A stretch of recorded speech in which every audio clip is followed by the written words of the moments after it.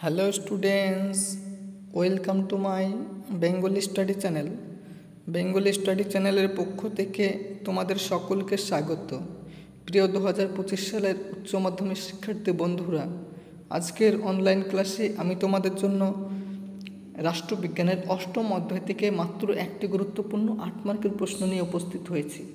এই প্রশ্নটি তোমাদের আপকামিং উচ্চ মাধ্যমিক টেস্ট এবং ফাইনাল পরীক্ষার জন্য অত্যন্ত গুরুত্বপূর্ণ এবং আমি তোমাদের 100% চ্যালেঞ্জ সহকারে বলতে চাই, আমি অষ্টম অধ্যায় থেকে যে মাত্র হাতে গোনা 2 থেকে 3টি 8 মার্কের প্রশ্ন শেয়ার করব।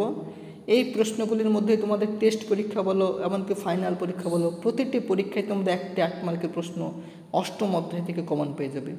আমি গ্যারান্টি সহকারে তোমাদের বলতে চাই, তাই তোমরা এই প্রশ্নগুলি সবার আগে দেখে নাও। এবং আগের ভিডিওতে আমি একটি 8 মার্কের প্রশ্ন তোমাদের অষ্টম অধ্যায় থেকে শেয়ার করেছি। যদি তোমরা দেখে না থাকো তাহলে আমার চ্যানেলে গিয়ে যে প্লেলিস্ট রয়েছে সেখান থেকে তোমরা দেখে নেবে। যারা আর্থিকভাবে দুর্বল, যারা পিছিয়ে পড়া স্টুডেন্টস এবং যারা টিউশন পড়তে পারো না, সেই সমস্ত স্টুডেন্টরাও যদি শুধুমাত্র আমার এই চ্যানেল থেকে ভিডিওগুলি দেখে খাতায় টুকে এখন থেকে ভালো করে পড়তে শুরু করো, তবুও তোমরা অন্যের চাইতে হলো এক ধাপ এগিয়ে থাকবে। এবং তোমাদের আমি শুধুমাত্র রাষ্ট্রবিজ্ঞান বিষয় নিয়ে আলোচনা করি না, এর পাশাপাশি তোমাদের যে বাংলা বিষয় রয়েছে, ইতিহাস রয়েছে, সেই সমস্ত বিষয়ের এমসিকিউ প্রশ্ন বলো, এসএকিউ বলো, এমনকি ব্রড প্রশ্ন বলো, সমস্ত প্রশ্ন নিয়েই আমি আমার ভিডিওতে আলোচনা করে থাকি। তোমরা অবশ্যই আমার চ্যানেলটিকে ফলো রাখবে। এবং তোমাদের যে সামনে যে উচ্চ মাধ্যমিক টেস্ট পরীক্ষা রয়েছে, সেই টেস্ট পরীক্ষার যে ফাইনাল সাজেশন সেটাও আমি কিছুদিনের মধ্যে প্রোভাইড করব। এবং তোমরা অবশ্যই আমার চ্যানেলে যে ভিডিওগুলি 8 মার্কের আছে সেগুলো যদি দেখে থাকো এখন থেকেই এবং খাতায় লিখে পড়াশোনা করে থাকো, তো তবুও আমি আশা করি তোমাদের টেস্ট পরীক্ষা অবশ্যই তোমরা প্রত্যেকটি 8 মার্কের প্রশ্ন তোমরা লিখতে পারবে পরীক্ষায়। তাই আলোচনা শুরু করার পূর্বেই তোমরা যারা নতুন আমার এই চ্যানেলে ভিডিও দেখছো, তারা অবশ্যই আমার এই চ্যানেলটিকে সাবস্ক্রাইব করবে এবং পাশে থাকা বেল আইকন বেলটি প্রেস করে অল নোটিফিকেশন অন করে দেবে, যাতে করে আমার ভিডিও ছাড়ার সঙ্গে সঙ্গে সবার আগে তোমাদের কাছে পৌঁছে যায়। তাই দেরি না করে চলো আমরা মূল আলোচনায় ফিরে যাই। দেখো, অষ্টম অধ্যায় থেকে এটি 2 নাম্বার প্রশ্ন তোমাদের জন্য রেখেছি। আগে 1 নাম্বার প্রশ্নটি আলোচনা করা হয়ে গেছে আগের ভিডিওতে, যদি দেখে না থাকো তাহলে প্লেলিস্টে গিয়ে তোমরা দেখে নেবে। আজকে 2 নাম্বার প্রশ্ন তোমাদের জন্য রাখছি, লোকসভার স্পিকারের ক্ষমতা ও কার্যাবলী এবং পদমর্যাদা আলোচনা করো। এটা উচ্চ মাধ্যমিক দেখো 8, 10, 12, 14 বিভিন্ন সালে এসেছে পরীক্ষায়, তাই এই প্রশ্নটিও অত্যন্ত ইম্পর্টেন্ট, যেহেতু সামনে তোমাদের টেস্ট পরীক্ষা রয়েছে। উত্তরটি লিখবে তোমরা, ভারতের কেন্দ্রীয় আইনসভা বা পার্লামেন্টের নিম্নকক্ষ লোকসভায় যিনি সভাপতিত্ব করেন তাকে লোকসভার অধ্যক্ষ বা স্পিকার বলা হয়।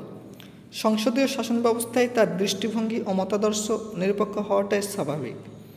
অনেকে মনে করেন ভারতের লোকসভার স্পিকারের পদমর্যাদা সুপ্রিম কোর্টের প্রধান বিচারপতির সমতুল্য। জওহরলাল নেহরুর মতে লোকসভার স্বাধীনতা ও সম্ভ্রমের মূর্ত প্রতীক হলেন লোকসভার স্পিকার।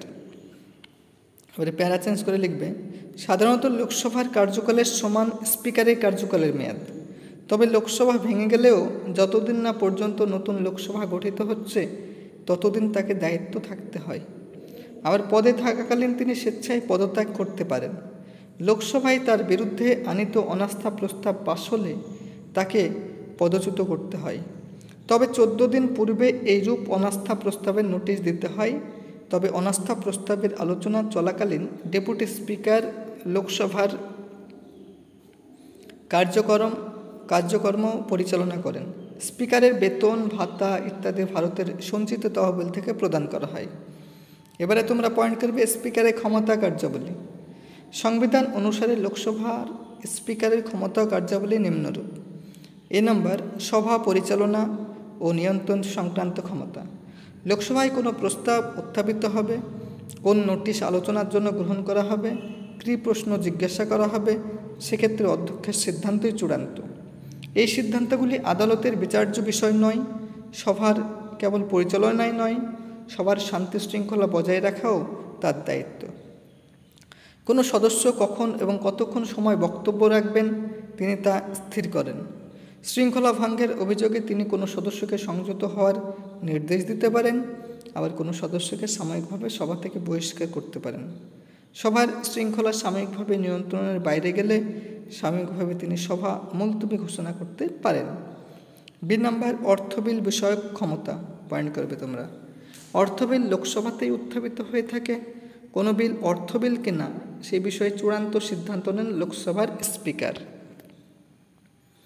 তাছাড়া অর্থ বিল রাজ্যসভা অথবা রাষ্ট্রপতির নিকট প্রেরণের সময় তিনি সার্টিফিকেট প্রদান করে থাকেন। সি নাম্বার, লোকসভার সদস্যদের অধিকার রক্ষা। লোকসভার কোনো সদস্য তার অধিকার ভঙ্গের অভিযোগ আনলে স্পিকার সে বিষয়ে উপযুক্ত ব্যবস্থা নেন। সদস্যদের অধিকার রক্ষা বা লোকসভার অধিকার ভঙ্গের জন্য তিনি কোনো ব্যক্তি বা সংসদের বিরুদ্ধে শাস্তির বিধান দিতে পারেন। আবার তার অনুমতি ব্যতীত লোকসভার কোনো সদস্যকে লোকসভার ভেতরে গ্রেপ্তার করা যায় না। ডি নাম্বার পয়েন্ট আলোচনা করার পূর্বেই তোমরা যারা নতুন আমার এই চ্যানেলে ভিডিও দেখছো তারা অবশ্যই আমার এই চ্যানেলটিকে সাবস্ক্রাইব করবে, লাইক করবে, কমেন্ট করবে এবং চ্যানেলটি শেয়ার করবে। কারণ আমার এই চ্যানেলটি যেহেতু নতুন, সেহেতু আমার এই চ্যানেলটি যাতে ভবিষ্যতের অনেক দূর প্রসারিত হয়, অগ্রসর হয় এবং চ্যানেলটির গ্রোথ হয় এবং চ্যানেলটি যাতে কন্টিনিউ তোমাদের সাপোর্ট এবং সহযোগিতা করতে পারে, সেই জন্য তোমাদের সাপোর্ট এবং সহযোগিতা আমি একান্তই কামনা করি। তাই আলোচনা দীর্ঘায়িত না করে চলো আমরা মূল আলোচনায় ফিরে যাই।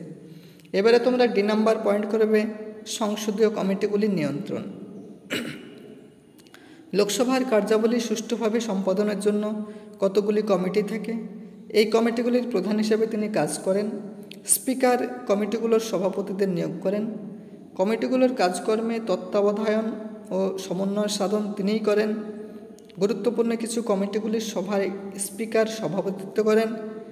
এই কমিটিগুলির মধ্যে অন্যতম হল বিধি সম্পর্কিত কমিটি, সভার কর্মপদ্ধতি পরিচালনা সংক্রান্ত উপদেষ্টা কমিটি ইত্যাদি। এবার ই নাম্বার তোমরা পয়েন্ট করবে কাস্টিং বা নির্ণায়ক ভোট দান। স্পিকার লোকসভার তর্ক বিতর্ক বা আলাপ আলোচনায় পক্ষে বা বিপক্ষে কোনো ক্ষেত্রে অংশ নেন না। তবে কোনো বিষয়ে পক্ষে ও বিপক্ষে সমসংখ্যক ভোট পড়লে সেই অচলাবস্থা কাটানোর জন্য তিনি নির্ণায়ক বা কাস্টিং ভোট দিয়ে থাকেন। এবারে জি নাম্বার পয়েন্ট করবে পদত্যাগপত্রের যথার্থতা বিচার।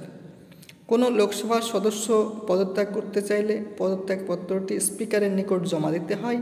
তবে এক্ষেত্রে স্পিকার যদি মনে করেন সদস্যটির পদত্যাগ ইচ্ছাকৃত নয় বরং বলপূর্বক, তখন তিনি পদত্যাগপত্রটি জমা নিতে অস্বীকার করতে পারেন। এবারে তোমরা পয়েন্ট করবে স্পিকারের পদমর্যাদা। ভারতের আইনসভার নিম্নকক্ষ লোকসভা যেহেতু জনপ্রতিনিধি কক্ষ, তাই সেই কক্ষের সভাপতি হিসেবে লোকসভার স্পিকার সমগ্র জাতির স্বাধীনতার প্রতীক হিসেবে কাজ করেন। ভারতের সংবিধান রচয়িতাগণ স্পিকারের পদটিকে স্বাধীন ও নিরপেক্ষ গড়ে তোলার জন্যই সচেষ্ট ছিলেন।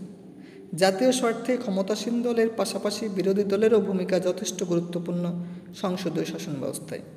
তাই লোকসভার স্পিকারের স্বাধীন ও নিরপেক্ষ দৃষ্টিভঙ্গি বিরোধী দলের কাছে তাকে গ্রহণযোগ্য করে তোলে। স্পিকারই লোকসভার সম্মান ও স্বাধীনতা রক্ষা করে। তবে বলা বাহুল্য, স্পিকার যেহেতু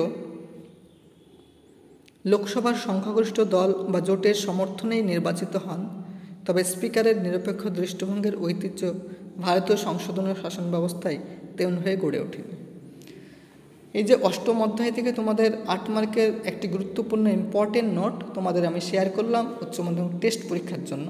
সেই টেস্ট পরীক্ষা যাতে তোমাদের সফলভাবে শেষ হয়, সেই জন্য তোমাদের এই নোটটি পড়া একান্তই জরুরি। কারণ এই নোটটি অত্যন্ত গুরুত্বপূর্ণ। বিভিন্ন স্কুলে এই নোটটি পরীক্ষায় চলে আসে। তাই এই রকম নিত্য নতুন ভিডিও পেতে তোমরা অবশ্যই আমার এই চ্যানেলটিকে সাবস্ক্রাইব করবে, লাইক করবে, কমেন্ট করবে এবং চ্যানেলটি বন্ধু বান্ধবদের মধ্যে অধিক পরিমাণে শেয়ার করো।